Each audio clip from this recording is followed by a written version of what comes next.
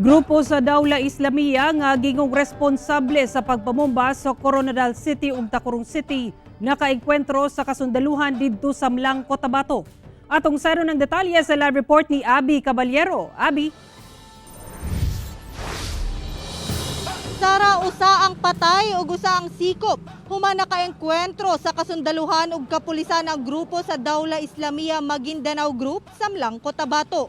Hinuon gipaklaro sa kasundaluhan nga nagpabiling gawas nun ang persons of interest nga ilang ginasubay nga nalambigit sa pagpamomba.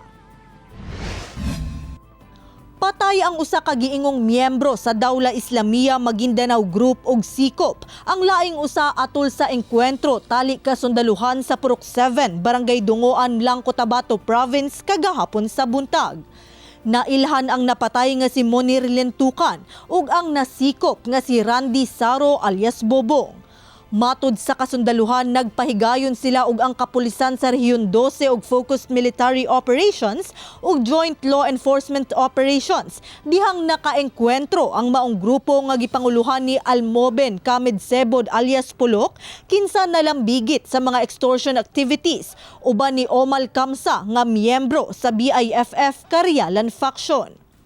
Milungtad og 30 minutos ang bakbakan hangtod miatras ang kalaban.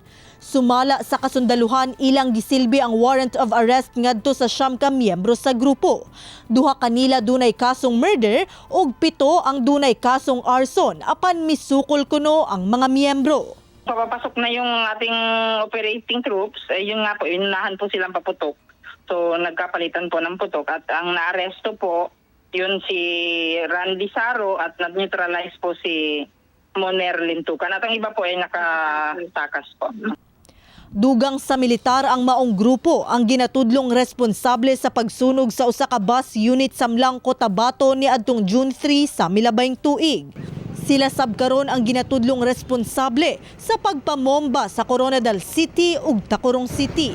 Apan giklaro sa kasundaluhan nga nagpabiling gawas nun ang ilang ginasubay nga persons of interest sa maong pagpamomba. So ito po talaga ang base na rin dun sa na-recover natin dun sa operation na may IED at mga iba pang meron din pong 1 unit Colt caliber 5.56 with the face serial number, 2 piraso ng stilong magazine of caliber 5.56, 17 live ammunition at bisan pa kuno dunay nadakpan sa maong grupo, padayon gihapon ang investigasyon sa kapulisan. patuloy pa rin po yung investigation nila tungkol dun sa magkasunod na pagsabog.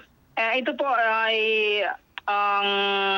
law enforcement operation na sinasagawa po natin kahit kahit saan po dito sa Region 12 base gumagawa po tayo ng mga ganitong law enforcement operation. Lalong-lalo na po ang tinatarget po natin is yung may mga warrant of arrest po.